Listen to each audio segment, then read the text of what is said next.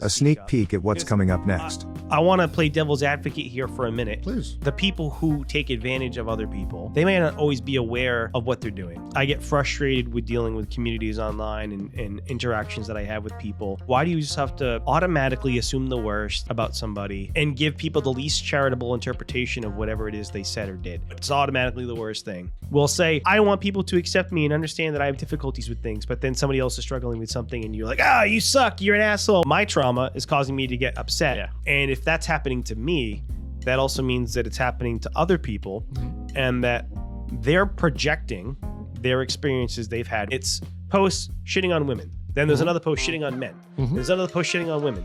And then the comments are just a war back and forth between fighting like, well, men have it worse. No, women have it worse. But when people try to justify their opinion, they're saying this broad generalized statement that sounds like they're projecting their own personal experience. I want to leave something for anybody who's listening, anybody who actually gives a shit. I want to leave you with something. I want you to keep in mind that other people, when they're saying these black or white statements, or making these broad generalizations, that it's probably informed by trauma. Yes. But I also want you to be aware of your own trauma and what is causing you to feel so strongly that you need to respond to the other person.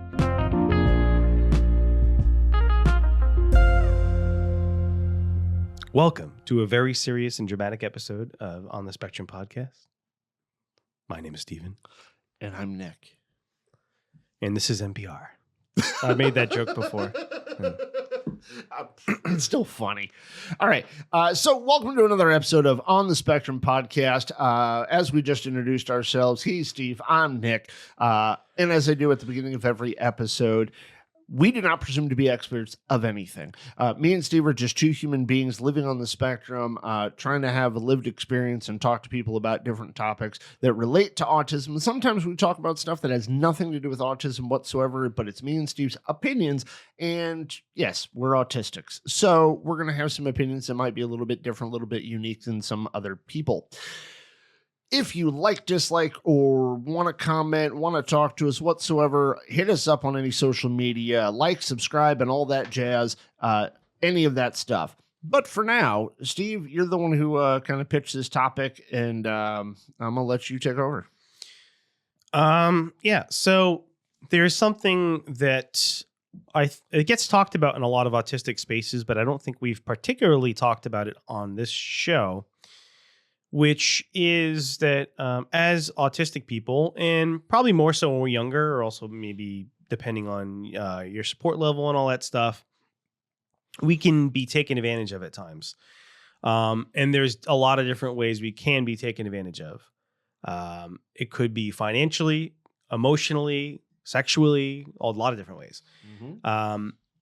I am hesitant to use certain words like gullibility or naive because people might associate those with something negative or think that we're attacking or making fun of autistic people. But the point is that because of some of our difficulties understanding social situations, a lot of times, and also a lot of us are eager people pleasers, right? We tend to value things like honesty or whatever. We can be easy to trick. We can be manipulated, just like anybody can. But I think we're particularly vulnerable to exploitation. Yes. Yeah, I think so, for exactly the reasons that you're pointing out. Now, you're going to be a little bit more sensitive with the words, but I'll say them. I think that autistic people, especially level ones, whatever word you want to use for that, low support need, whatever, I think we are more gullible. I think we are more naive. I think we are more trusting than other people are.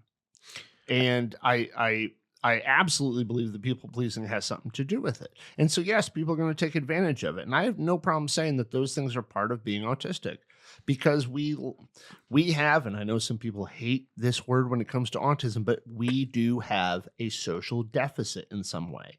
Not all of us in the exact same way, but we all have social deficits, and those deficits create issues, especially when it comes to us being, as you said, exploited or taken advantage of, or people manipulating us in certain ways. It's the same way of a lot of autistic people not understanding sarcasm or feeling left out of the joke, or just generally ending up in situations where you feel like you're out of the loop, you don't know what's going on. It's kind of like that. So there's like something that we're not getting. Somebody is doing things to us or manipulating us that from an outside perspective, other people might see it. And they're like, oh, I see what's going on there, but we don't see it. Right. I think it's definitely something that affects all people, all human beings, because everybody has a sense of wanting to please other people, to be accepted, to be, to have people trust them, to have people believe in them. I think all human beings have that, but I think we're affected even more by it because we don't necessarily see all the subtle hints of somebody maybe taking advantage. The warning of us. signs, the red flags. There you go. Yeah, the warning signs and red flags. That is, and that applies to people who are not autistic as well, autistic people. But that's the whole point. Is we're not saying that this only happens to autistic people. Right. It's that autistic people are more vulnerable than somebody who's not for several different reasons. Right. And I think one of those reasons, or at least a potential contributing factor, is the fact that it is harder for autistic, especially low support need people. It's harder for us to read between the lines. And I do want to point this out too.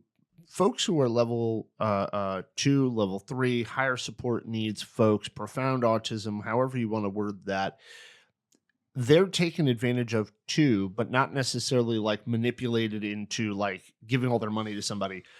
They're just, people just steal from them, or they're put in your group homes and people treat them like crap in group homes, or they're mistreated by the system or by their parents or somebody in their life. And they don't even necessarily know what's going on. Or if they do have some inkling of what's going on, they have a tendency to be taken advantage of worse. But I think in this conversation, we're focusing on more of low support needs folks, right? For right now. But I wanted to make sure people understood that we are aware that people who have higher support needs are taken advantage of quite a lot and treated rather poorly. Yeah. As well. That could be things more like physical abuse in different ways. Yeah. Like, I know you've seen things where people have maybe been a little too forceful with people or hit people, even parents who maybe are just having trouble controlling their higher support needs kid. Maybe they lose control themselves and they're a little too, Yeah, because they got emotionally stressed out. People get pushed to their limit. But let's go back to where we were talking about. So low support needs being taken advantage of. Well, I started thinking about this topic because I was doing a lot of self-reflecting about different things. But so I don't know if you care to maybe share some personal examples, or if you have any examples of being taken advantage of or end up in the situation. Yeah, like right now. Oh. like you set up this topic and then you were like, you got any examples, Nick, of being taken advantage of? Opposed to providing one of your own. I have mentioned some of mine before in the show, but right, that's the topic. I ended up in a lot of situations with people where I was financially taken advantage of. Yeah. Is one example where I have a tendency to be pretty generous, and I've never looked at my own money as like if I have $10 in my pocket and I'm with with a friend, I don't mind splitting that money and being like giving that person $5 if they have none and I have 10. Right. I've always just been kind of like that. If I'm going out for lunch and my buddy's broke or I know he's struggling, I'll buy him lunch or whatever. So it's but there are also a lot of people who used to take advantage of that generosity. Because even if I didn't have much, I was still willing to share whatever I did have with whoever I was with. Let me ask you a question on that, because I've been in those situations too, and people potentially took advantage of me. How'd you know they didn't have a lot of money? Me and you were helping them because we believed they didn't have a lot of money. It depends on what you mean. But how did we know they couldn't afford it? A lot of times they would tell me, like, hey, I don't have, like, oh, hey, you want to go out for lunch? Oh, I can't. I don't have any money. Oh, yeah, well, it's my treat. But how do we know that's true? I don't. I just assume what they're telling me is true. Right. Well, that's kind of why I asked you the question, because I've been in those situations too, and I have found out after the fact that no, that person could have if they wanted to, but they didn't want to. And when I say that, like they were planning on spending the money on this other thing that I didn't find to be all that important. It wasn't like they were trying to pay their electric bill, their phone bill, or pay their rent with it. They were just, setting it aside for some other thing that I didn't find as important. More of like, well, if you wanted to come out and eat, then you should have used that money. And I felt taken advantage of in that moment. And so it always, later in life, I started to just not voluntarily do any of that shit because I got taken advantage of so often, or at least in my perception that often. That's why I asked that question, because it kind of leads to one of the things of, I guess, why we, at least me and you, have been taken advantage of, because we put a level of trust in what the person was saying, so much so that we put ourselves in a position to be taken advantage of. Yeah. And I know for myself, to now contribute my own example, I know people are not, but I want to believe that people are good and honest. I want to believe that people have their own best interest and my best interest in mind when we do something together. I want to believe that people are not more than willing to take advantage of somebody. Now, I do say regularly, and I know you heard me say it, well, if you make the choice to do it, I mean, you made the choice. But that comes from a place of being Yeah, but taken advantage of. you also so end up often. in a lot of situations where it's a very one-sided relationship. Yes. So yes, you made the choice to do that, but at some point, the person who keeps doing that for somebody else needs to maybe take a step back and say, well, how come when we go, I'm the one who always pays, or I'm the one who always does X, Y, or Z, or I'm the one who always does this thing. And yeah, maybe that person needs to speak up, because I want to play devil's advocate here for a minute. Please. And the people who take advantage of other people in whatever these hypothetical scenarios are, they may not always be aware of what they're doing. That is very and by true. aware of it, I don't mean that they're not aware on some level, but maybe it's maybe not something they've really given full thought to. They're just taking advantage of the situation. Like, oh, they're willing to pay. Cool. Maybe they didn't give more thought to it. Like, hey, maybe I shouldn't keep just letting this person do this for me all the time. Right. Well, if they're willing to, I should, There could also be other it's their factors choice. that play that you're not aware of. Right. I like to err on the side of good, which maybe we'll get into this later on in the conversation, but Well, that's what I was trying to say too. There's a lot of I try to look at the good in people most of the time, and I get frustrated with dealing with communities online and interactions that I have with people in person and online, because I see so often a lot of vitriol and negativity and people attacking each other. And a lot of times I'm just like, why do you just have to automatically assume the worst about somebody and give people the least charitable interpretation of whatever it is they said or did? It's like, it couldn't possibly be something more charitable. No, it's automatically the worst thing. Yeah. And I think that applies to what we're talking about too. Like, yes, people do abuse other people and take advantage of people, but there's always this fucking nagging voice in my head that tries to understand where that person's coming from and their perspective. And because I don't think that anybody intends to be evil or bad or hurt other people. Some people do, but I think the majority of people aren't intentionally trying to hurt other people. But I think that a lot of times we're not aware that we may be hurting somebody. Completely agree. I think the minority of any demographic group, I think the minority of any group is the one causing the negative perception of that group. Always. I think the vast majority of people are in any group, any demographic, any label, I think they are good. I think they are just trying to get through their day. And I think there's a small number of people who are just dick faces, and they happen to be the strongest, loudest voice on the internet. I don't want to get super political, but I'm going to mention a recent example. Yes. So, and the reason I don't want to is because I really don't want to have a big conversation about it. But I know obviously a big thing right now is there's all the protests going on about Israel-Palestine, and what's going on there. It's very important to a lot of people. It's a topic that people are very passionate about, to the point where people are protesting, setting up camps. There's all kinds of stuff going on, right? People speaking out. Here's the thing. There's a lot of people who aren't as educated on these topics especially when it comes to things politically. And what I see people doing that I don't particularly like is, let's say somebody doesn't really know what's going on in the conflict or doesn't know much about the history. And let's say they say, oh, well, I think Israel is justified in trying to take out Hamas or whatever. Or they have some loose opinion. Right. A surface opinion. Yeah. They're just like, oh, yeah, but then what I see people doing is saying, well, and I've actually seen people do this. They will say, well, this person, fuck this person. They support genocide. They should die. I've heard somebody say this. Ooh, yeah. They go to the harshest. They said, I have no sympathy for this person at all. I hope they get run over by a train. And it's like, this person doesn't have like a strong opinion about it. They don't really know much about it. They're ignorant of the situation. Yeah.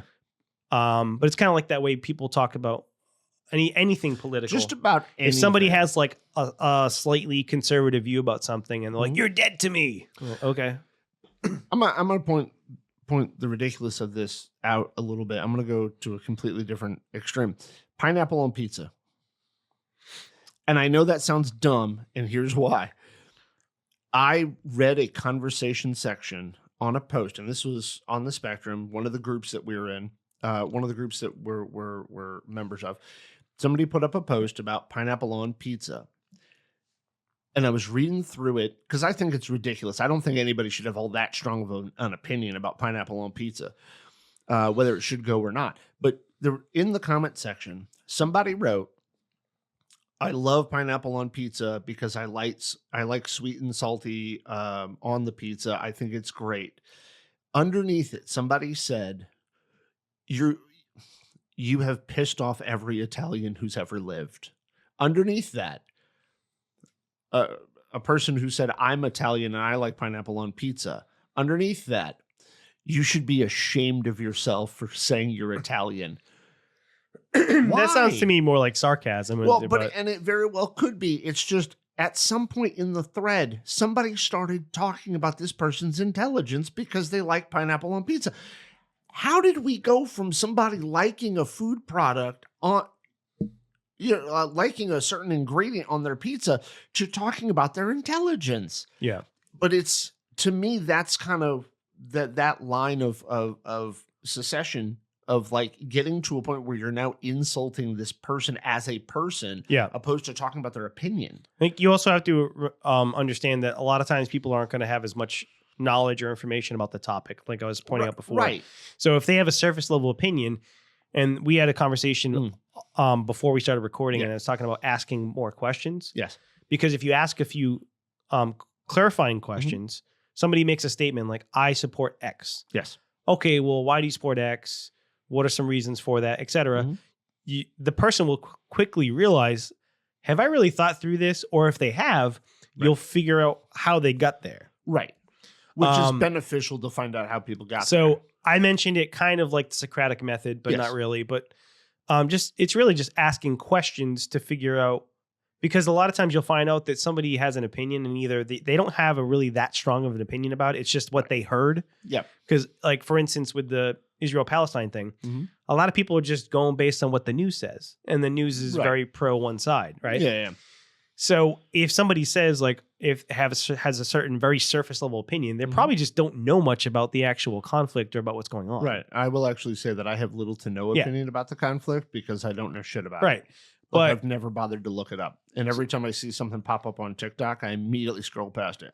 But if somebody says something about it that you don't like, and maybe you're slightly aware that this person might be ignorant to, like, why are you gonna like threaten death to them online? Yeah, well, like, that's okay. You don't even know this person. You have no idea what they really feel about it. You're watching a 30-second video where you're reading, how many characters is on X? 100 and I don't know. 200 and something? No, it's you can post since Muskie Boy took it over. It's different now. Well, okay, so what is it? It used to be 280 characters. There you go, or something, 280. but it's not anymore. But if you're reading something short, okay, just a comment in a comment section, they're not elaborating and giving you a full picture of who they are and what they think. Hold on. And to play devil's advocate now back on the other side. Right, please. If you don't know much about a topic, maybe you should just not say anything because then the internet would not exist. Because a lot of people open their mouths and talk about things that they know nothing about. I would say everyone at all times opens their mouth and talks about shit they don't have enough information about. Because everybody feels like they have to have an opinion about something. Well, that's the thing too. Pick a side. People pick a side. Pineapple or no pineapple. Yeah, exactly. Pick a side, motherfucker. You have to have an opinion. No, you don't. And in fact, I would say it's both at the same time. Now, one of the reasons why I avoid learning about and forming an opinion about world issues is because, A, it's not going to affect me. It affects other people, and those people should have an opinion about it, but it doesn't affect me. No matter, well, unless it turns into World War III, which is what some people believe it's going to turn into. But as of right now, it does not affect me. I am not a college student on any of the campuses where their day is being disrupted because some people have a strong opinion about something, and I don't live in that part of the world. So in that regard, I don't really have an opinion, nor do I even bother looking it up. When it comes to if somebody says, I believe very strongly in either one of those two sides, I might ask the question, how come? I'm probably not going to for that issue, but I might ask, how come? And if they, no matter what they say to me, I'm just going to go, okay, cool, that's your opinion, right? And that's on any issue and even issues that I give a shit about and that I do feel very strongly about, I still do that same thing. Because maybe they don't know as much as I do about something, and I'm not going to attack them for it. And two, people are allowed to be ignorant. And, I was doing a great job at not swearing a lot until right then.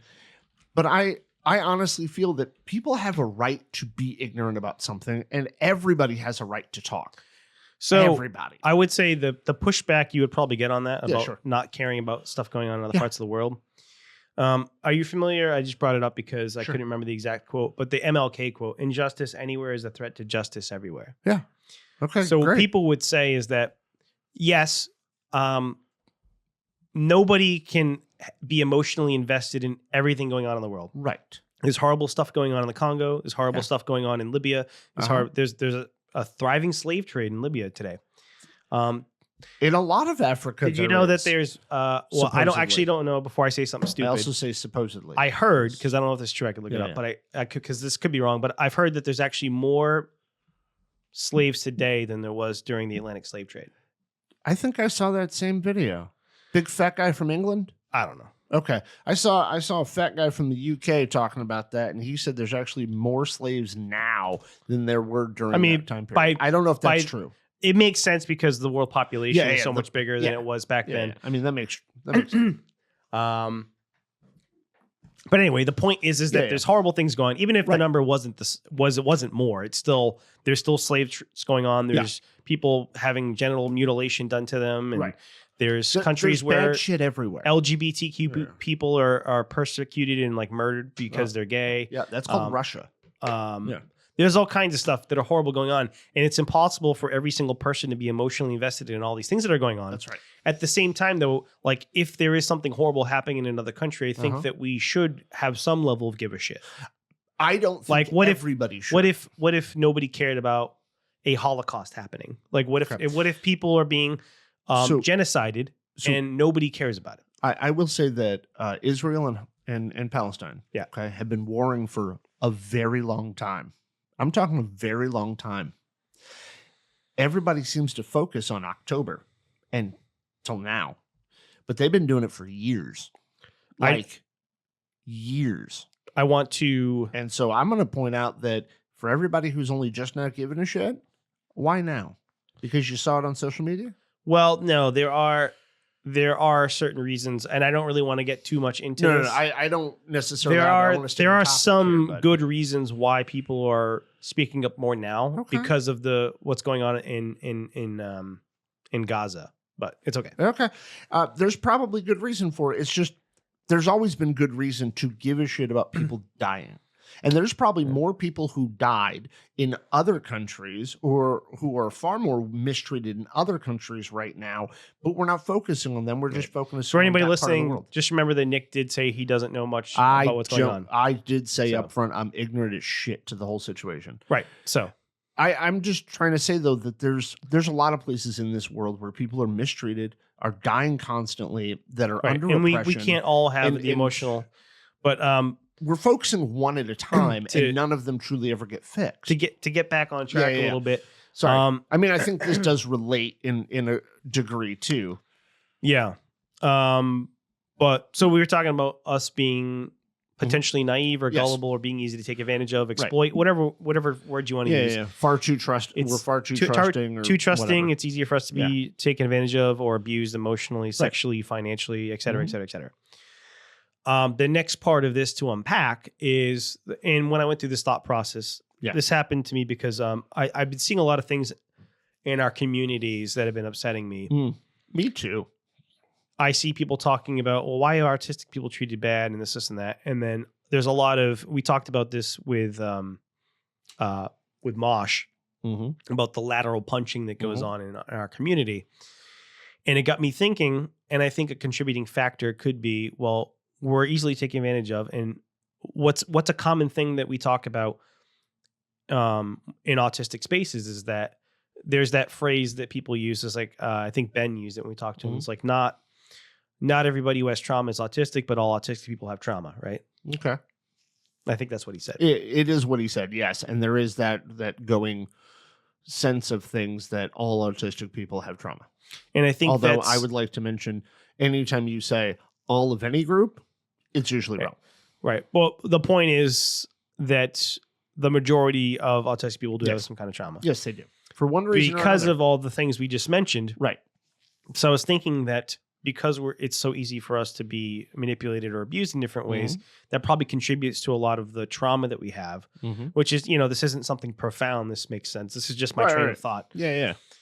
And I'm trying to walk with you on it. Thinking about how this trauma impacts us besides the obvious ways. Right. Yes. The more subtle ways. And I was thinking that perhaps some of this lateral punching and this attacking that goes on is a more subtle impact of the trauma that we have, the unresolved, whatever you want to call it, unresolved trauma, some internalized ableism, or whatever terms you want to use, because there's some of that goes on too, right? Yes. Like, even though we like to point at each other, be like, oh, that's ableist, and yell at each other.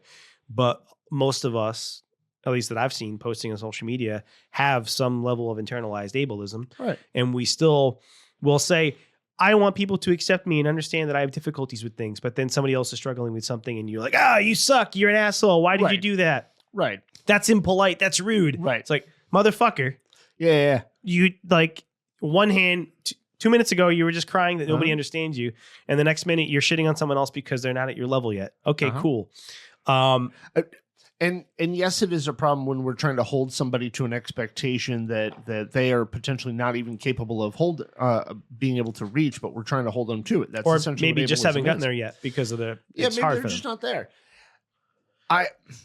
We say in this community, and I am gonna eventually make that damn short about this because I've got a very specific thing I want to talk about with it, but I'm gonna bring it up here. We say in our community, if you've met one autistic, you've met one autistic. But we don't hold any other group to that same level of expectation. Instead, we generalize and oversimplify every other group possible, but we even do it inside the autistic community. Yeah. If you are any other added label or demographic on top of or in addition to autism, we still hold you to a weird social... Are you talking about thing. Intersectionality? Yeah. Is that what that's called? Intersectionality is just the idea that, like, let's say you're... No, you've described it to me before. Yes, that's this? I think so. That's what I'm asking you. Like, if let me you're a keep going. woman and you're autistic... Yes. That's what I'm saying. If you're a black, gay, autistic woman, Yes. now there's intersections of, like... Right. Yeah. Right. And but people, all those other pieces of the label, people are not doing, well, I met one black woman, it's one black woman. Instead, they're like, well, black people X or gay people blah. And some stereotypes have some validity somehow in a minor way. But what I'm saying with it is we don't do that with any other group. We don't say if we've met one man, we've met one man. Instead, we say things like all men blah, all women X. And usually it's the opposite side group who says it. But yet inside the autism community, we say if you met one autistic, you met one autistic. But that's not totally true either, though, because of what you're saying. Like we're essentially, and you said laterally punching, but we're essentially punching down somebody who's going on their own journey of exploration and learning for their autism. This is where I thought that this conversation, this was my train of thought. Oh, I was thinking about I was thinking about why. There's a lot of reasons why, but this is one of the reasons why all this punching and the attacking upsets me. Mm-hmm. But then I had to own it. Like, yes, it bothers me that we're attacking each other, Mm-hmm. but I had to think about on a more personal level. Why does this bother me as much as it does on a personal level? And I had to think through it. And it has to do because of my own trauma. Okay. My own personal experience doesn't match up to a lot of the things that people are saying. And so when people are making those broad generalizations, Right. I find it triggering in a way because I'm like, well, that's not my lived experience. Right. You mean when somebody makes a statement like all men X, that doesn't seem to be your experience. Right. Something like that. Okay. I'm just giving an example. And so I started to think about it. I'm like, well, why do we do this to each other? And so my trauma is causing me to get upset. Yeah. And if that's happening to me, that also means that it's happening to other people and that they're projecting their experiences they've had with X demographic onto other X demographic because of their negative experience or whatever, their trauma that they had. So if you were a young autistic person and you were sexually taken advantage of or exploited by an adult man, then anybody, even if you're not autistic, is probably going to have issues with trauma because of that and maybe be wary of trusting of older men, right? Yeah. But I think maybe some of that is intensified because of the way our brains work. Right. Our brains are a little different. But we are projecting that trauma on other people all the time in our own communities and punching each other because of it. And so I've been seeing a lot of these posts recently, and this is why this whole train of thought started, is like seeing all these posts on Reddit, on Facebook, on not on like Instagram because that's more pictures, but like a lot of the social spaces of seeing a lot of gender war stuff going on. Yes. In autistic spaces, there's spaces about autism. Oh yeah. And it's posts shitting on women. Then there's another post shitting on men. There's another post shitting on women. And then the comments are just a war back and forth between fighting like, well, men have it worse. No, women have it worse. And then, but when people try to justify their opinion, they're saying this broad generalized statement that sounds like they're projecting their own personal experience. Right.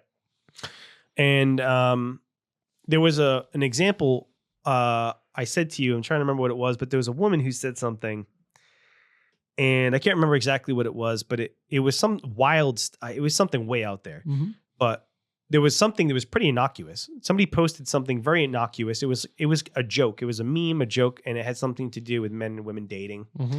I think it had something to do with, it was a joke essentially about it being, this isn't, I don't think this is very controversial to say, but typically speaking, if you are a cisgender woman, it's probably going to be much easier for you on average than for the average man to find a date, right? Women, easier, yes. Women typically have more options because, now obviously that's not everybody, right? Yeah.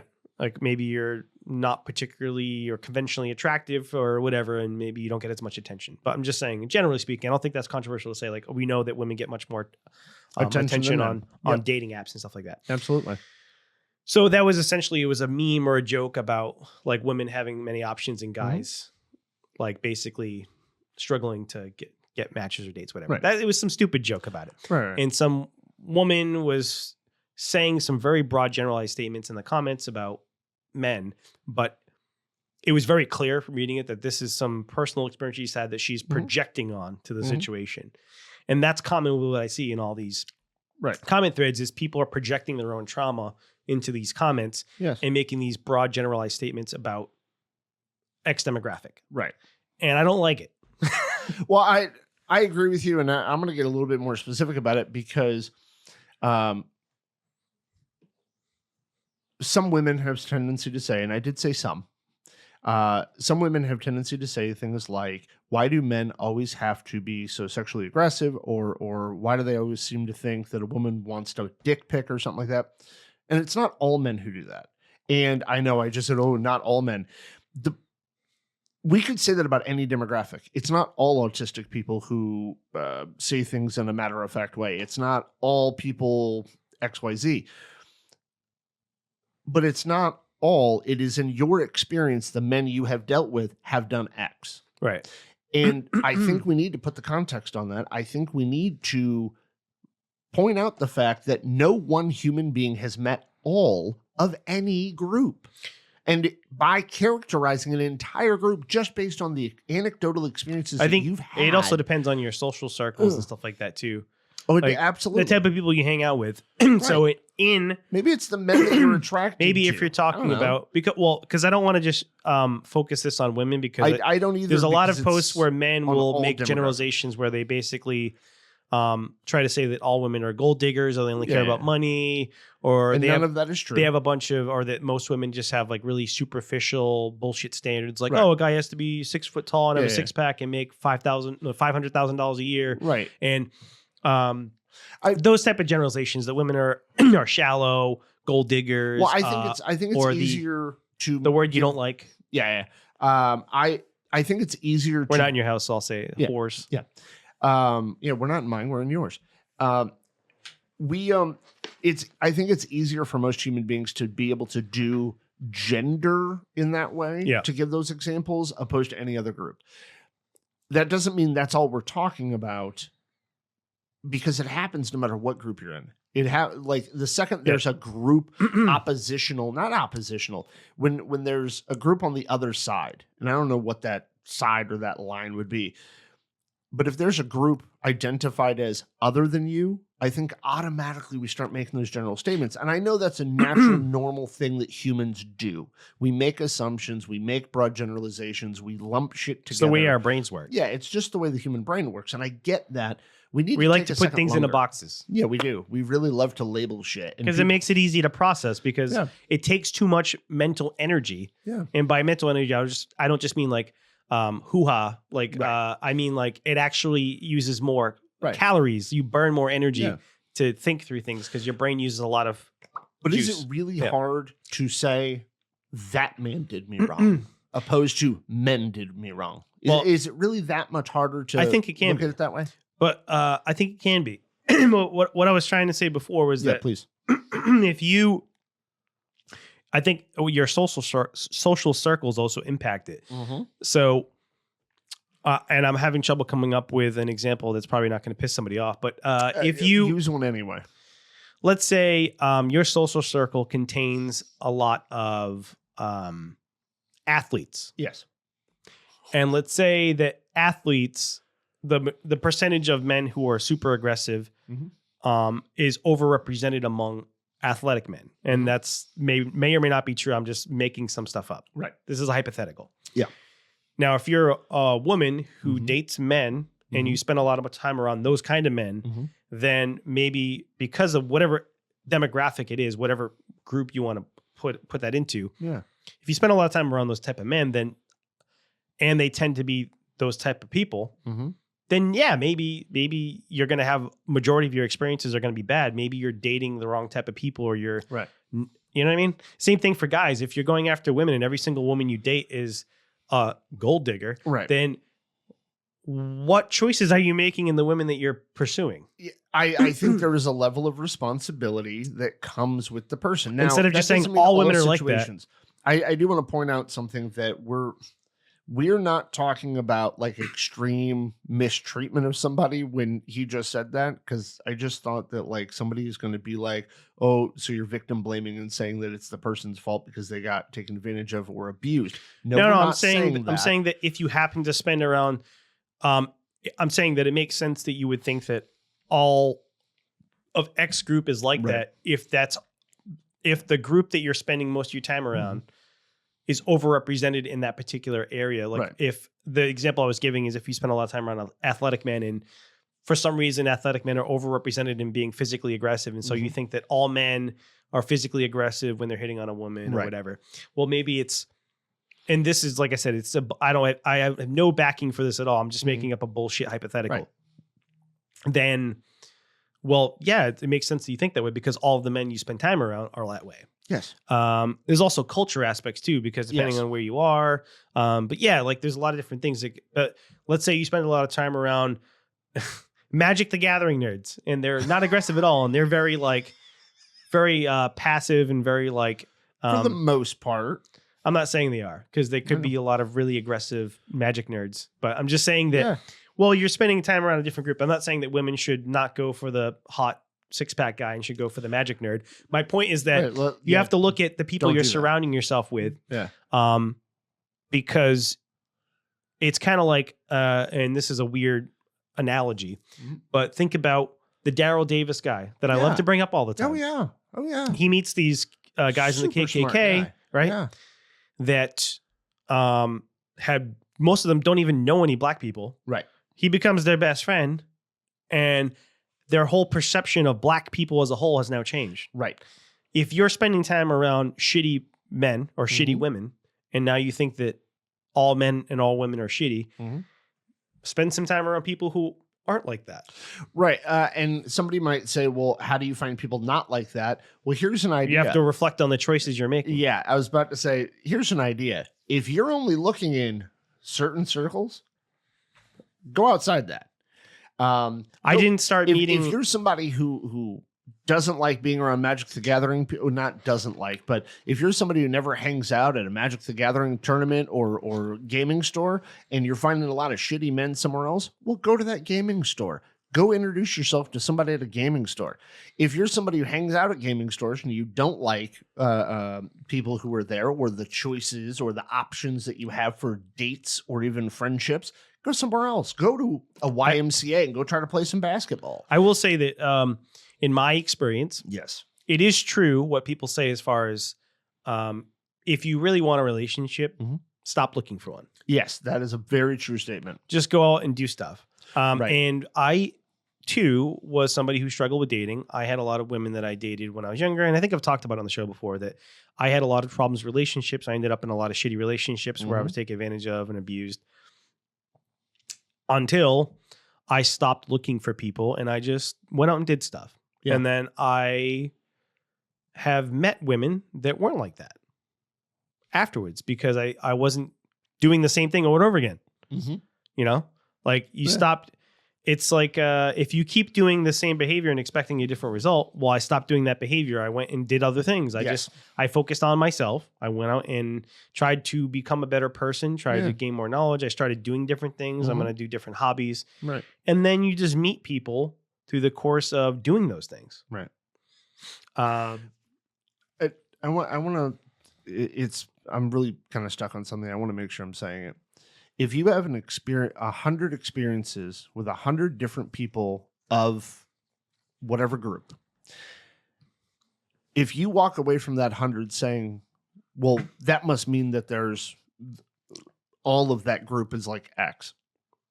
I want to put into context that there are thousands and millions of other people who are also in that group. So you're 100. And the reason why I'm bringing that up is because I've had this conversation with cis women who talk about like being on dating apps and all the rude comments they get and all the bullshit and how men talk about sex so quickly. And they're like, that must be all men think about.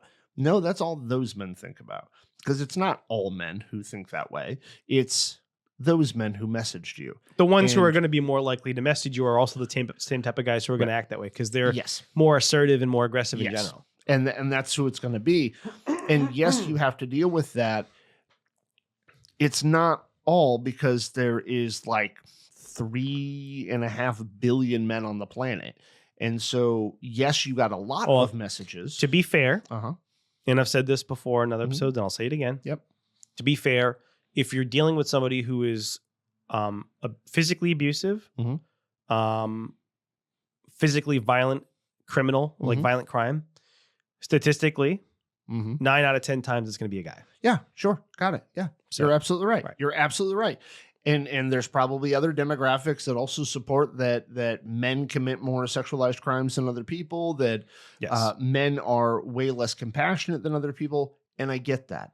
Crime, I understand that. crime in general. Yeah. But especially violent crime, almost all men. Great. And I understand that. That doesn't mean that every single man on the planet should be looked at first and foremost. It's also still a minority. So even though the majority of violent crime offenders are men, it's still a minority of human beings as a whole and a minority of men. So let's say it's, you know, I don't know what the actual percentage is, but let's say it's 5% of the population. I actually did look this up not too long ago. I think it's actually violent criminals, at least ones that have been convicted and sentenced, is less than 1% of the U.S. population. Yeah, it's a small number. And they're almost all men, but it's still less than 8%. Right. That doesn't mean that the actual number is probably higher, because I'm sure there's lots of violent criminals who haven't been caught. Right. Well, I also want to flip this on a different direction too, is because this is also one of the reasons why racism still perpetuates too, is because a small number of people are seen on social media, on the news, as doing bad. And that's the only representation some people have of some different race. In that regard, the minority inside of a group is becoming the representation, or what we assume is the majority of that group, and it's not. And we need to stop thinking about things in that way. I'm going to go back to, if you've met one man, you've met one man. If you've met one woman, you've met one woman. If you've met one black person, you've met one black person. If you've met one autistic, you've met one autistic. There are similarities and commonalities amongst people in that group, but we should not, in my opinion, make the assumption that because we had experience X from one person, that person is likely to do it to us again. Yeah, well, here's the other thing too, is part. A lot of people will say that when we say women are gold diggers, or women are whores, women are this. Yeah. Which they will say, well, it's implied that it's not all. But the thing is, I think it's implied both ways, that it's some women are gold diggers, all women are gold diggers, depending on the level of trauma. I think it's implied both. Well, what I was going to say is that people say this, like when people say, oh, well, when we say men suck, we don't mean all men. We know that it's not all men, but that's just how they say it, right? But sometimes I don't think that's true. Sometimes, based on the way that people say things, it seems like they really do mean all. Right. And I think even though they say they don't. Like I said to you earlier, and I'm going to repeat it now that we're recording. I take those sentences, those lines that people say, and I translate it in my head too, in this person's opinion and experience, all people X. That doesn't mean all of that demographic or all of that group are that way. That just means in this person's experience, this is their opinion. And I translate it that way every time. I don't know if other people translate it like that. I know I do, which is why when a person says to me, I've never had a good experience with this type of people, the statement, all men are, all women are, all black people are, all this are, all gay people are. Anytime somebody says one of those statements, it's immediately their opinion only, their experience only. And clearly it was not a good experience, because that's what they walked away from it with. Before we wrap up today, I want to leave something for anybody who's listening, anybody who actually gives a shit. I want to leave you with something. Yeah. If you are someone like me who frequents all these different spaces on Reddit, on Facebook, on TikTok, and you're looking through comments, one, I want you to keep in mind that other people, when they're saying these black or white statements or making these broad generalizations, that it's probably informed by trauma. Yes. But I also want you to be aware of your own trauma and what is causing you to feel so strongly that you need to respond to the other person. Valid point. One of the things that made me start thinking about this to begin with and there was another meme. It was something so stupid, and people were fighting over a cartoon. And I will admit that this is, so my personal experience doesn't match up with the personal experiences of other people. So I'll give you an example. One thing that I see a lot of married women will complain about, if they're married and they're in a heterosexual relationship, they'll complain that their husband doesn't do enough around the house. Okay, cool. Right? Yeah. I'm sure that's true for a lot of people. Right.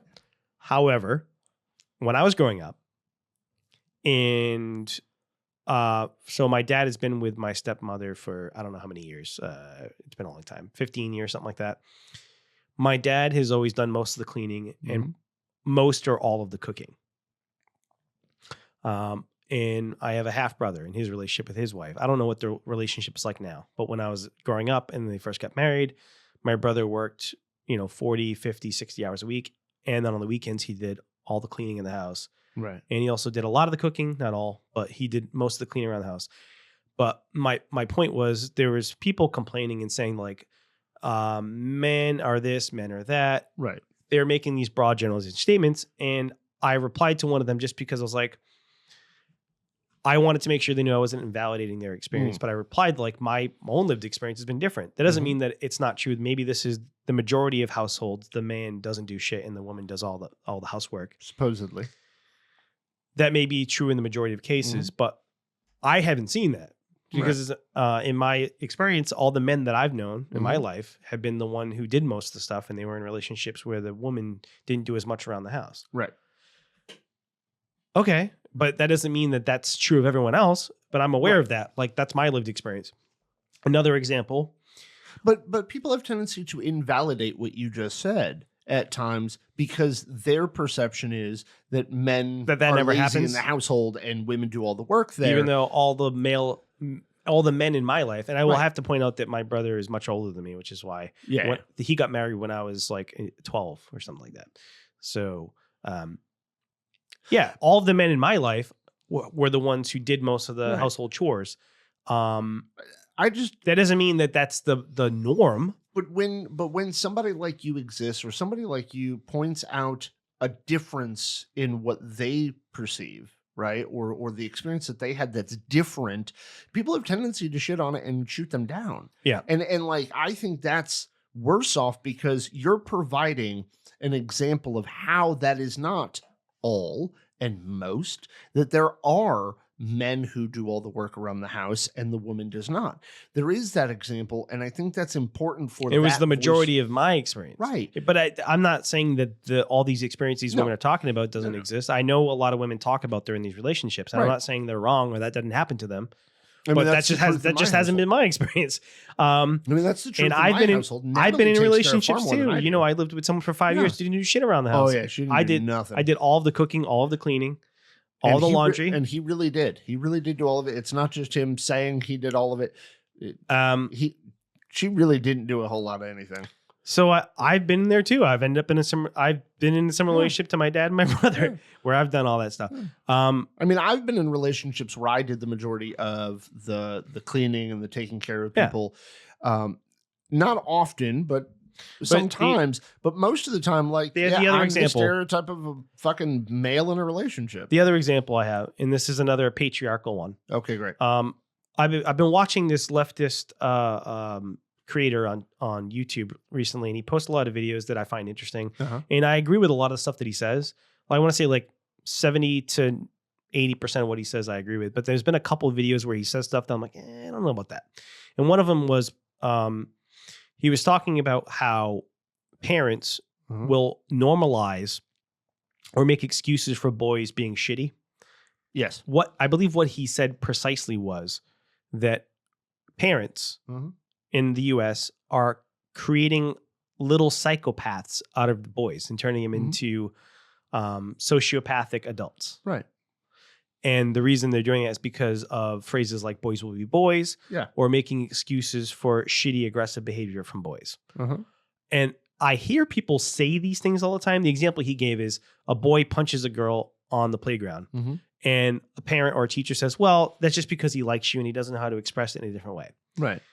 I hear people say these examples, and I'm not saying they don't happen, but I've never actually seen that. I've never seen that happen when I was growing up. And I've never seen a parent or heard a parent or a teacher say, well, boys will be boys. I know people say that happens. And I'm like, but just the fact that I'm pointing out that I've never seen that, people will say that I'm an idiot or I'm wrong. And I'm like, I just never seen it. I'm not saying it doesn't happen, but I have no experience with that. Yeah. And they'll say, well, they'll insult me or say something along the lines of, well, you just don't know. I'm like, okay. Yeah. But in fact, my experience has been the opposite. When I was growing up, I had a lot of girls who would bully me or bully other boys. And then they would like hit a boy or pull his hair or hit him and then say, well, you can't hit me back because I'm a girl.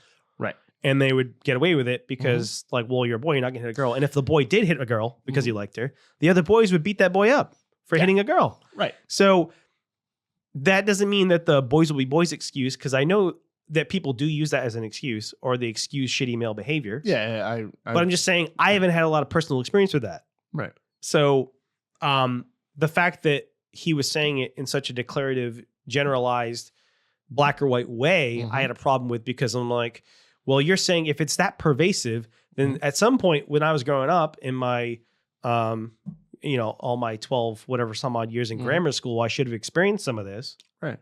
I did see people excuse some shitty male behavior in other ways, but not in that particular way. So that was my experience. I didn't hear most of that very often either. Sometimes I've heard similar stuff to that. Could also be the area where we live in. Like maybe it's more common in certain parts of the country, and it very well could be. Maybe certain parts of the South, they're more like, "Oh, boys will be boys." Well, like the hitting somebody if they like you thing. I actually got told that women do that. That young girls will hit you or tease you if they like you, and I got told that when I was younger. I think boys and girls both do that. Yeah, I think both do it. But that's what I was told. So like, to me, that was kind of a thing that like, if a girl teases you or picks on you or pokes you or slaps you in the arm, well, they like you in some way. I didn't understand it, and I kind of just rolled with it. I actually, I was gonna add one more piece if I could. I'm trying to regain it. Oh, one thing I did hear that I thought was in that kind of similar vein of like dismissing something is people would say she's just being emotional. We've got to let her feel it. And then to boys, it was toughen up. And I thought this was inappropriate because we're basically saying this person is allowed to feel something and you're not. Yeah. And I thought that was kind of similar in that way. They're dismissing, but they were very, very protective of women and young girls being able to feel their feelings and just express them. But for boys, it was fuck off. Right.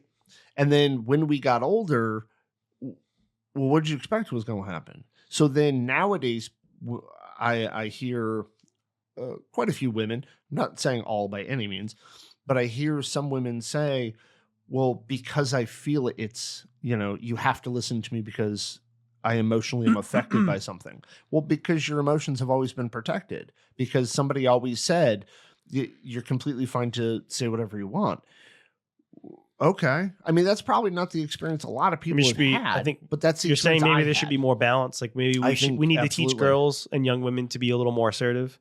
I also think that we need to teach boys to be able to be more emotional and vulnerable. Well, I think if we're going to protect a kid's emotionality, then it should be all kids, and there should not be a priority of whose emotions can be expressed and whose emotions can't be. And I think that we also need to make sure we're teaching that everybody's emotions are valid. Yeah. Doesn't make it true and doesn't mean that we have to do something about it. Just because you feel it, don't make it right. But you're going to feel things. And it's okay. As Tom York said, just because you feel it doesn't mean it's there.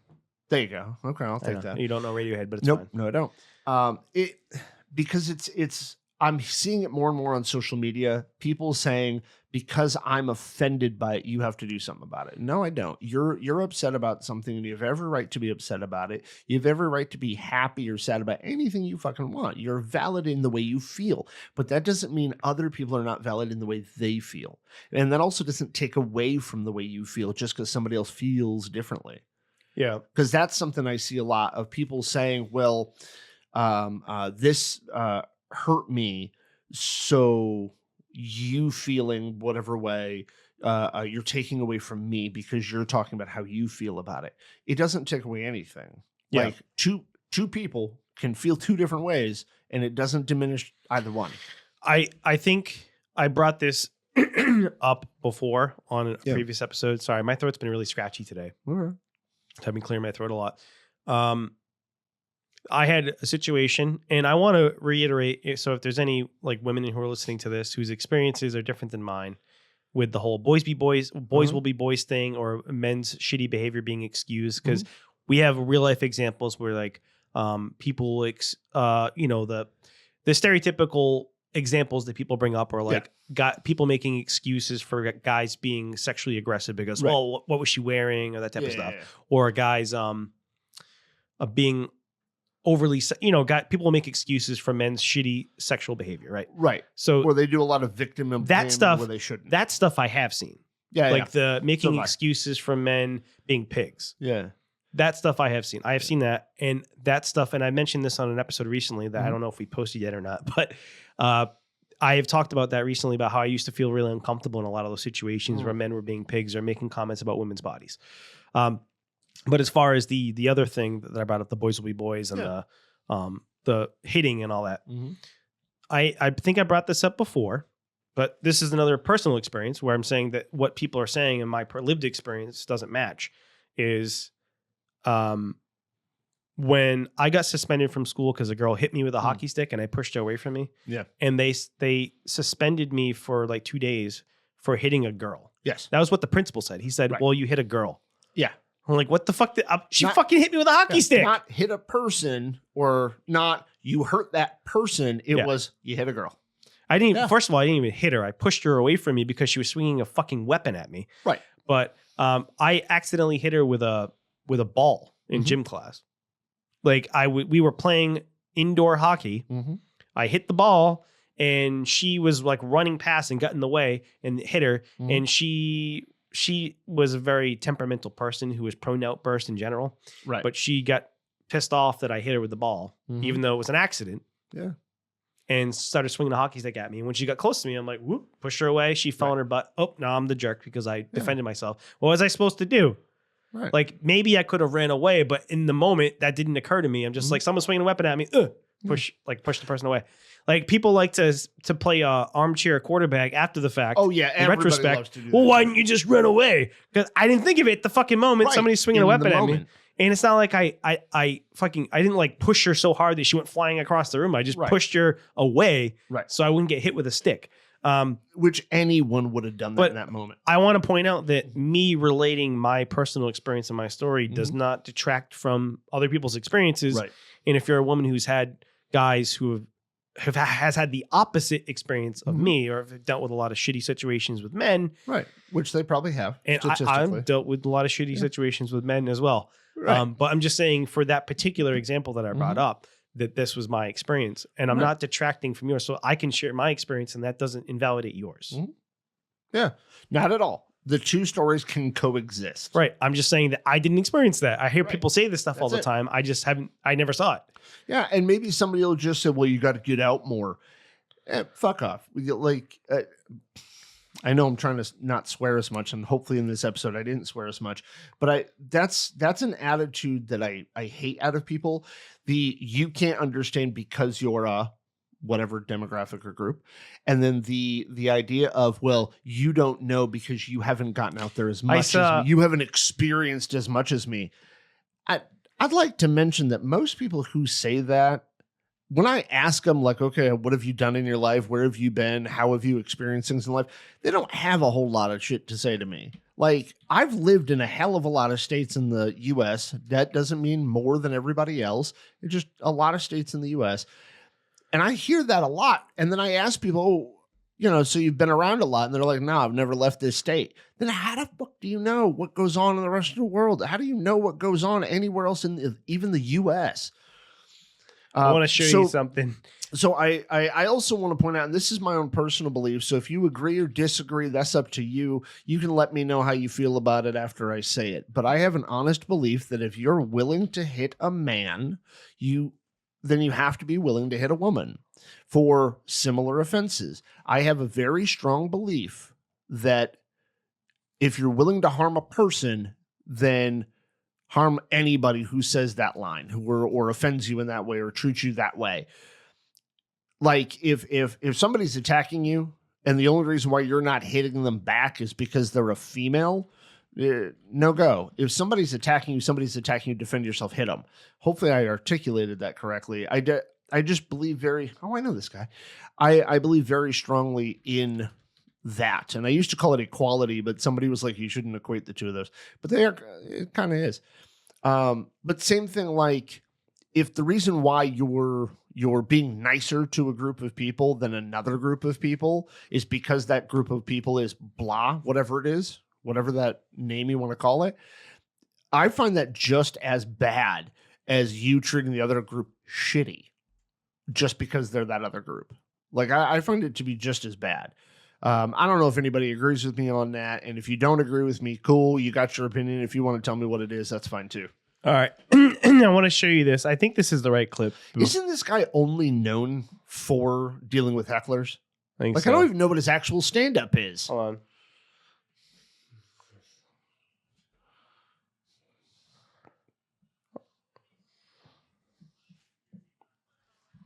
Hold on.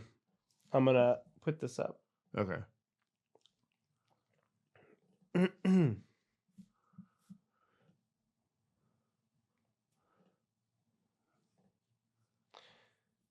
I don't know if you've seen this. I have not. The clip. I think this is the right clip. Okay, the clip is labeled "Selfish Mom Heckler Gets Owned." It's someone else. It's gonna be great. Well, this plays to what you were just saying. Oh, It takes more effort to order a pizza than it does to have a child. that's true. Bullshit. Well, hold on, I got this. Tell me this. What? Has anyone ever ordered a pizza by accident?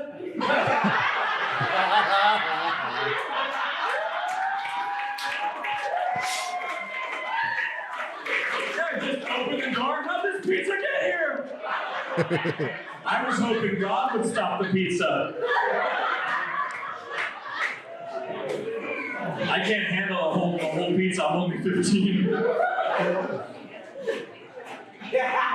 I'm very upset by this. I said I haven't had any.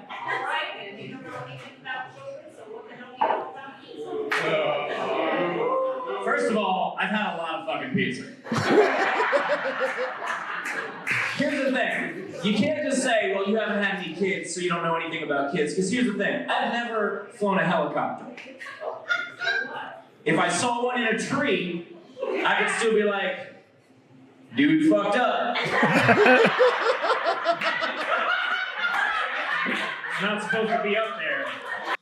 That was the clip I wanted to show you because it kind of plays in what you were saying as far as like, well, just because you're X demographic or whatever. So you're saying because you haven't had kids, like, well, yeah, but if I could still tell if you fucked up raising your kids, if your kid like no. So hold on.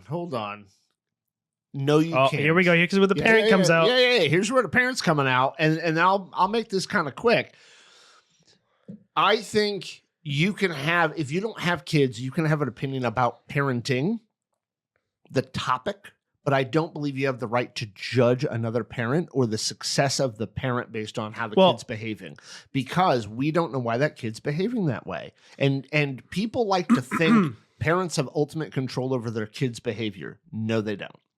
Because we don't know what neurological difference that kid has. We don't know how good or bad the parent is. We don't know a lot of those At some point, factors. though, there's a line where it's like, all right, well, that's like if somebody's physically abusing their kids, you could say, all right, well, you're a bad parent. Yes, absolutely. But that's a difference than you seeing the kid acting out in public and going, oh, no, I didn't say that. Should do better. But you're saying that but people have tendency you were saying to do that. if there's that just because you're not X demographic or Y demographic or you don't have X experience, right? That doesn't mean that you can't have an opinion on it or not have any relevant opinion on it. And you can, but you can on the topic. Like me and you could have an opinion about how African-American people are treated in the U.S. We can have an opinion about that, but we don't know how that feels. We don't know what it's really like, but we can have an opinion of whether we think it's a good idea or bad idea. which we probably think they should be treated better. I'm just saying that, like, especially when it comes to parenting, people imply judgment far more than they should. Just like people imply judgment on how much or how little an autistic person or a person with a disability can and cannot do in a day. It sounds and like they you get very automatically passionate. put a moral judgment on It sounds like you get very passionate and defensive about this because of some type of personal experience. Maybe you're projecting your trauma. but it's not even, well, no, I agree with you because there's a reason why emotionally I'm reacting to this because. No, you always do anytime I bring up anything about parenting. Yes. Well, for a reason, because people have tendency to overly judge the parent for what they see in the child and then automatically assume that there is a moral or ethical or effort lacking of those things in the parent. Yeah. When there's only some of that actually you'll see in the kid's behavior. Right. But there is like the largest influence on the kids should be and usually is their parents. Should we lock up every parent of a serial killer? That's kind of an extreme example. Yes. Because I also never said anything about punishing parents. No, you didn't. But my point is, though, people look at the parents also, of a serial killer and immediately assume most of the stuff that I've something to do with it. As far as most of the stuff that my understanding, as far as serial killers, it's more about something psychologically wrong or messed up with the person than anything the parents did. Yeah. Well, but that's my point, though. We can't see that. So when we see Jimmy in the although there are some of those serial killers who were abused by their parents. There are some, yes. Well, or what about people who are sexually abused and then become sexual abusers? Right. Well, who sexually abused them? Their uncle or their dad or mom. Well, but if their uncle did it, why are we blaming the parents for that? We don't necessarily. But we do. But people do at times. But parenting styles can impact the way the child behaves. Yes, and there's other factors. Yeah, I mean, there's always other factors. But that's living, just it. They're living human beings. But it's much easier. And actually, the way in which you're responding to this, it's easier for you to blame somebody opposed to saying there might be other factors. It's easier for you to accept that the parent failed somehow. But the parents do have some level of blame for the way their kids behave. Not all their behavior, no. I didn't say 100%. I'm saying some level. But here's the thing. If your kid has a disability that impacts them intellectually, that impacts their ability to you have to take those things into account. How do you know, though? Because you're only I don't in a sandbox. I also don't sit there and judge other people like that I don't know about how their kids act. Well, I mean, I've heard statements that you have made that are in direct relation to that, and I'm not saying about strangers. Yeah, well, yeah. When do I talk about strangers' kids? Yeah, we have been flippant about that shit in public. I'll probably say joking around. I don't actually mean it. Hey. The only way I make a lot of comments. I make a lot of comments that are sarcastic or in jest. A lot of folks do this, though. I'm not saying that even all people do this, but a lot of folks have tendency to do this. They talk about how a kid's acting, even a 21-year-old, and they're like, well, the parents should have taught him better. We don't know if the parent was trying to do that or not, and we don't know what's going on with that dude. We don't know what's going on with that human being in front of us but we want to impose some level of causality to it, and we want to blame somebody for it. Or it could just be the parent wasn't around at all. Maybe. Like, that's what I mean. All of your examples are a failure of the parent opposed to maybe that parent tried as hard as they could, but there were other factors that intervened. But you can try your best and still fail. But it's not. So that's the thing, though, is why do we need to have somebody to blame? Why do we need to have somebody to say they failed? Because maybe they didn't fail as a parent because there's other factors that influence that kid. Well, we all do their that fucking for friends. We do that for everything else in life. Why would parents be immune to that? But that's what I'm trying to say with this is we don't even need to do it everywhere else in life either.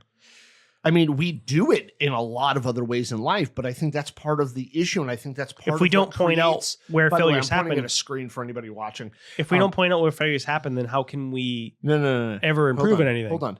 We can point out when something didn't go the way we wanted it to and figure out how to change it or figure out how to. It sounds like you just have a problem with the label.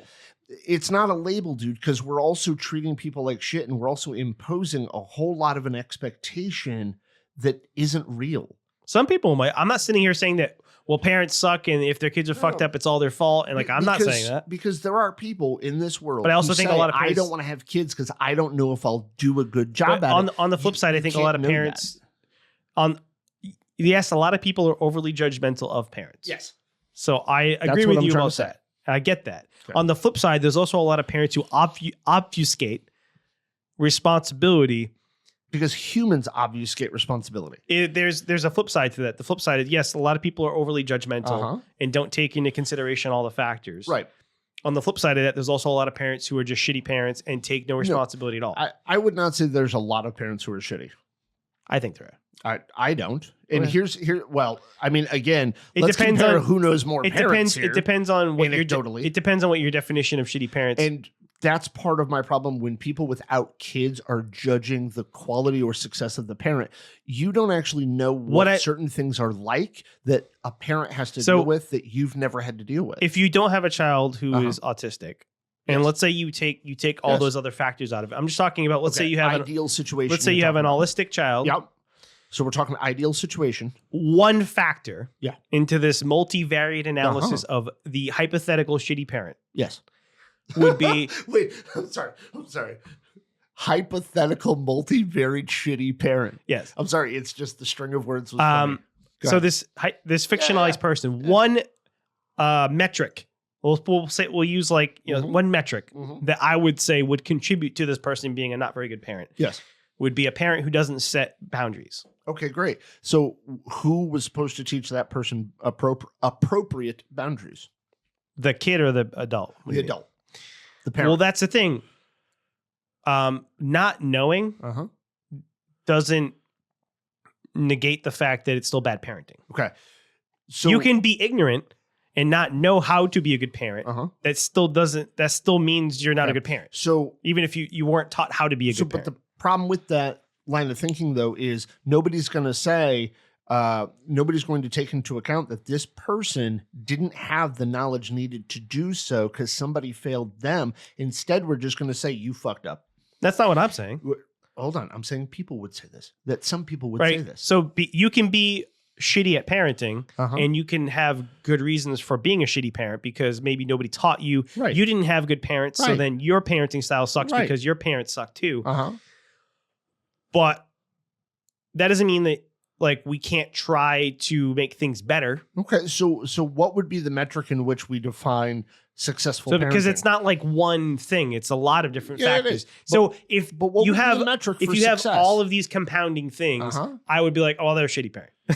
Well, but that's just it though. What is the line of successful then? Because the kid I think that's also not something that's easy to answer either. I don't think any of this is definable in that way. And I think that's part of the problem. You can't say failure. But there is some line, right? Success. Because we agree there's some line. Like if you have a parent who's I think failure as a parent is very finite. Here's the extreme example, like the drunk dad who's never home, and when he does come home, he beats the shit out of his kids. All right. Shitty parent. Failure of a parent. But there's also a gray area in between where, all right, like this person's doing everything they can to try to be a good parent. This person beats their kids and is drunk and never home. Right. All right. And then you have in the middle, right? So there's some line there where like maybe because there's a lot of parents who I think are just they're there, but they don't have any interest in their kids. They don't show a lot of attention. They don't try to set boundaries.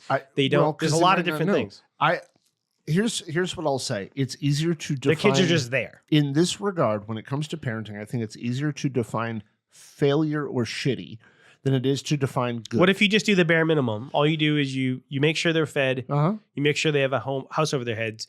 But you don't do anything else. You don't set boundaries. You don't teach them anything. You don't help them discover or define any values or anything like that. You just because like I think that a lot of nowadays and people are going to be real pissed off when I answer that question, by the way. Nowadays, I feel like the school systems, kids get more of their I know where you're going with this, and I agree with you. Far too much is put on teachers to teach the kids than the academics are supposed their to. Morals, their values. Yeah. And I don't agree with any life of that. lessons, all that type of stuff. That shouldn't be the job of schools to teach kids how to be a good person, to teach them values, teach them morals. That should be like the parent should be doing that stuff. For what you were saying a minute ago, if the parent does the bare minimum, puts food in the stomach, clothes on the back, and roof over the head. Yeah. Okay. If that's all they Keeping do, the kid alive. Yeah, keeping the kid alive. Here's where I'm probably going to piss off. I'm not saying you're a shitty parent, but I wouldn't say that. No. But I'm going to say that is still not bad or shitty parenting if you do the bare minimum. Because there's a lot of factors that I would say at least you got that far. And I know that opinion, people are going to be like, fuck you, Nick, fuck you. You're probably horrible to your kids because of it. And right, people but can you assume can whatever have, they want. You can have a lot of personal things going on in your life. Uh-huh. Let's say you're a parent and you're just doing the bare minimum, but you're struggling with depression. Maybe you're autistic. All the other factors, yep. That it doesn't change how your kids are impacted. But I understand that, and I don't believe, but that's what I meant by it's easier to define failure as a parent or shitty parenting than it is to define success for parenting. Because everybody's got, in that gray area, everybody got a different place in where that line is. Yeah, I don't say like your kids have to get into Harvard and all this stuff in order for you to be successful. I think successful parenting, and this is going to be such a low bar, but there's a reason why I feel this bar is so low.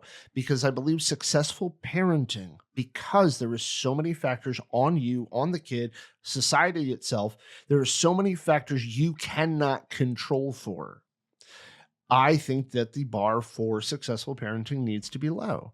Because if you ain't beating your kid, if you ain't fucking your kid, if you're not feeding them drugs, if you're keeping them out of gangs or not even letting them, you don't necessarily control whether your kid joins a gang or not. But but the bare minimum is none of that. I would think a good parent would be trying non-abusive. I would say would be a successful parent. But if your kid joins a gang, I would think that a good parent would try to intercede. But just because you're trying to intercede doesn't mean you're going to be successful. No, it doesn't. But you at least tried. We don't know they didn't.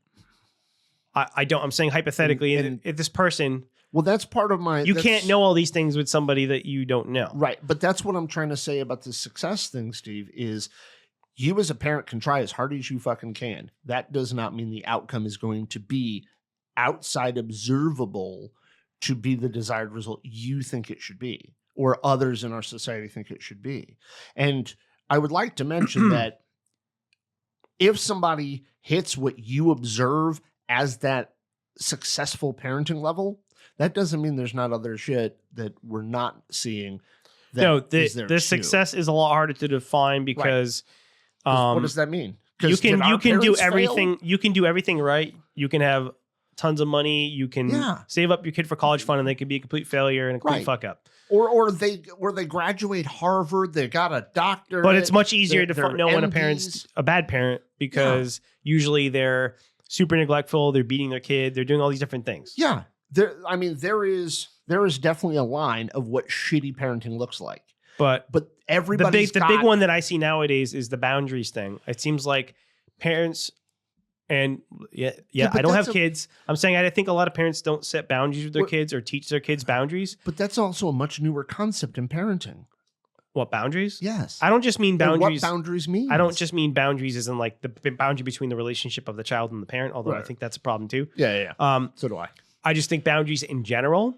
It seems like I'm actually not going to go down this rabbit hole because for a lot of kids with autistic kids, this is something that is probably unavoidable. But I was going to say... You mean having a problem with boundaries? No. Because that is kind of a problem with a lot of autistic. I was going to bring up like the shoving, sticking a kid with a tablet 24/7 and they don't do anything else. Okay. But also that's much harder to navigate with an autistic child. But I'm just saying... Depending on the support needs, yeah. But yeah, I see a lot of parents who don't spend much time with their kids. They're just on a tablet all day. I understand what you're saying, and there's a lot of people who would agree with your side of things. Hey, shut up, and just shove it in their face. But I also have read not too long ago, actually, I read something about when people have screen time and have their kids playing video games, like depending on what the video game is, depending on what the show is, there's also accelerated neural growth. Right, but it's moderation, right? Yes, That's what we're talking all about. things are moderation. We're talking about moderation. The All problem things. is there's a lack of moderation for a lot of things. It's also I agree. part of the reason why there's a obesity problem when it comes to a lot of kids, because Yes. there's no moderation. It's okay to have some cookies. It's okay to have some of these things. But Right. if your kid's eating ice cream all day, Mhm. well, if they get chunky, I mean, obviously it's because they're Yeah. eating too much I mean, of the think bad about stuff. Even parents or even adults, a lot of adults. We all have problems parents with are not. moderation. Like we all have problems with moderation, but a lot of adults spend too much time on screens, Yep. spend too much time eating cookies, eating too large of a. Look at the cookie you had this morning. Yep. Okay, and I'm not bagging on you for eating a cookie. I thought it was weird you had a cookie before noon. But The that's funny, my I personal thing. don't eat sweets very often. He really doesn't. No, But the fucking thing was this big. Yeah. Right. Think of the idea of that. it's a lot of sugar. Yeah, like the size of your cookie was rather large. It's like when- three when, cookies. yeah, exactly, and that's kind of my point. One giant is- cookie, but it's three cookies. Yeah, I mean, Portions. like I have problems with moderation when it comes to pretty much everything. And I've Well, told you before, well, I listen, describe it as like an addictive personality. yeah, It's probably being part of being autistic, but like, Yeah. if I like doing something, Right. when I smoke cigarettes, I smoke cigarettes. When I drink, I drink. yeah. When I do And he anything, really does. I have a hard time doing anything in Yeah. moderation, but I can go months without drinking. But if I drink, I end up having like 6 or 7 drinks yeah. because I have a hard time controlling myself. Oh yeah. Yeah. And I will say that I was very similar to that until I got to a point where somebody said the right thing that made me change the way I thought about things like that, which was, it's not like it's going to run out. And I'm not saying that would help you or anybody else listening, but it changed the way I looked at my drinking, my smoking, my caffeine intake, my coffee, all that kind of stuff. How I ate food, like from meal to meal, and how much I ate in a day. All of that changed when somebody said, "You can always have more." It's Or much there it's will much always easier for be me to more. control food. Yeah. I love food, but I can control how much. Like I don't need to have a giant whopping Right. portion on my plate. I can Right. control that. I have a harder time controlling some of the more dopamine intense things. Yeah, oh, I got you. Video I was just saying games, that's what helped me, 'cause I video used to games, drink gambling, horribly bad too. I Wow. don't smoke cigarettes anymore. Video games, gambling, drinking, Right. those types of things. Because Right. when you drink, it's not just the dopamine, Yeah. but it's also the alcohol itself makes you feel good. Yes. So then you want more of that. Right. And then at some point you're like, oh, now I'm all shit faced because you Right. you take it too far. And Like, I'm oh, just- I feel good. I don't want to lose my buzz. I'm Right. going to keep drinking. Well, like I said, I used to do that too. Like if I went out on a Friday night with a friend of mine, the second I had one drink, it was as if I had to keep drinking because there's a limited supply. But that kind of got to the root of my thinking when it came to sugar, when it came to caffeine, when it came to alcohol, when it came to tobacco. when it came For to a me, lot of with the things. drinking, it's I don't want to lose my buzz. It's not like Like I said, it was just my thinking yeah. that went that Like way. I'm not thinking like, oh, I need to consume as much as possible. For me, it's like, oh, I need to keep drinking so I keep this good feeling Mm. because it's going to start wearing off. Yeah. So then I Well, want to. It was about fun for me. Yeah. I couldn't have fun without getting fucked up. I Well, couldn't have fun. that's also without part of it having with a me sugar too, because buzz. I'm much more outgoing when I've had a few drinks. Oh yes, you are.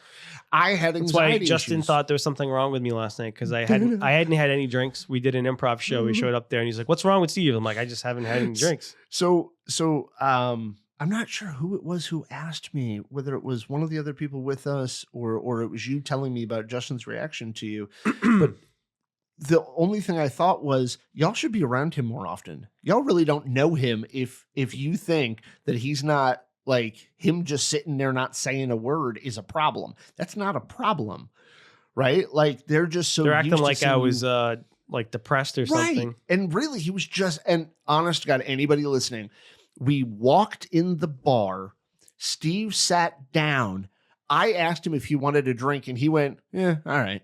And we got him a seltzer, a hard seltzer. He sits down, and before he's really had much of any of this thing, he's just sitting there, and people are wondering if there's a problem. Are you okay? Nope.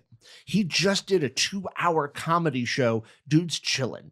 Well, right? because And I people know him that people in a bar this particular bar is one that I used to go to a lot when I was younger. Yeah. They're used to seeing me when I've had a few drinks and I'm more outgoing. Yeah, they're all used to seeing him me being sober, inebriated. they're like, who the fuck is this guy? Exactly. They think I'm depressed or something because I'm just like very And the crazy flat. part about it is that I am kind of the opposite of Steve in that way. The more he drinks, the more social he is, the more expressive he is. For me, the more I drink, the less talkative I am. I start telling the everybody I less- love them, and you get real and get touchy, which I'm normally not. Right. I And get I'm more at huggy, that point, touchy feely. But like if we equalize our drinking, right? You get super, super touchy at some point and emotional. I go past that point. So when I'm equalized to the level of drinks or same number of drinks as you, I get super quiet and distant. Like I was watching Mad Max Fury Road was on one of the TVs and I was staring at it, watching it for a bunch of time, right? For most of the movie while it was on. Because I get real quiet and distant at some point. Like I go past that emotional thing. I mean, I can tell you honestly, last night I was not super, super drunk, but I zoned out. I don't know. There's way too much noise. Anyway, we should wrap up. We didn't plan on doing a 30-minute departure about parenting and drinking, but we did. So this episode was supposed to be about and it was for the most trauma part. and about us being taken advantage of as autistic people, and that's what most of it was. But we had a little 30-minute excursion here at the end. I kept it rolling, so hopefully you enjoyed that. Yeah. And we will talk about parenting a little in a much more have the non-parent have an episode about parenting. Yes. No, actually, I invited your wife to come on to talk about some of the stuff she's been dealing with. I don't know if she wants to or not. And I've asked both of our partners to come on to specifically talk about something she was talking about with your daughter with school. Oh yeah. Whether she's comfortable talking about that or not. I don't know. Whatever. But we'll find out. If she is. But I do appreciate, on one regard, I do appreciate listening to people who don't have kids talking about parenting, because it does help me kind of put into perspective as well. Because when you're in the thick of it as a parent, and when you're there every single day, there are some things you can miss. I will say this: not everybody is a parent, or has been a parent, or will be a parent. Yeah, but everybody's been a kid. Yeah, and that's a perspective on it. What I'm saying is that a lot of us, we know how our parents treated us as kids. We know the experience of being on the other side of it. Right. So when I look at parents, I guess I don't always immediately look at it from the parent's perspective. No. I force myself to. Or at least you try. Like I try to force myself to look at things from other people's perspectives all the time, as I mentioned a bunch of times on the show. Yeah. But my first instinct is to look at it from the kid's perspective, because I had my own issues with my own parents growing up. And one of the things that's made me hesitant to having kids is because I was worried about my kids having an experience like I had and all the trauma I have from my childhood. Right. I mean, they definitely won't have the experience you had. They'll have a slightly different one, because you will take some of what your parents did as parents and you will apply it to your own children. But then also some of your scars will also cause you to make some decisions that may or may not be good for that kid. So my thoughts initially go to like, how is this going to impact the kid? Right. Even though yes, the adult is still a human being and these things, but like, I guess my initial, and I think a lot of people, yes, some people are just being judgmental fucking assholes. Right. But absolutely, there's also a lot of people who are not parents and they have perspectives on it. But I think a lot of us are coming from our own childhood, and that's how we're looking at it. So we're projecting our childhood onto those other kids and saying like, well, how does your kid feel about this? Or how is this going to impact the kid? Right.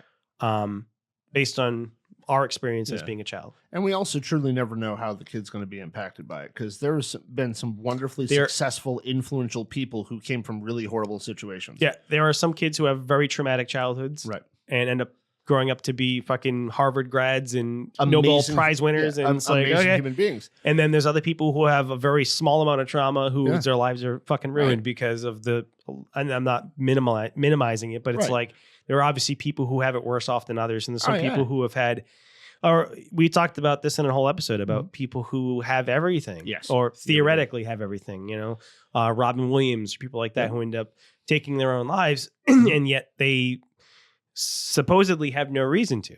Yeah. Because they have everything. They, you know, they have money, they have everything they could want, but yet it's not enough. Yeah. So I don't know. No, I gotcha. But anyway, Whether you agree or disagree with anything we've said today, please let us know. If you think I'm completely ignorant, let me know. Help educate me. Let's have a conversation. I'm always down to learn new perspectives. If You can't learn anything because you're a Yeah, go ahead. you're a cis Presenting. bi Yeah, there you go. male Yep. who's white. Yes.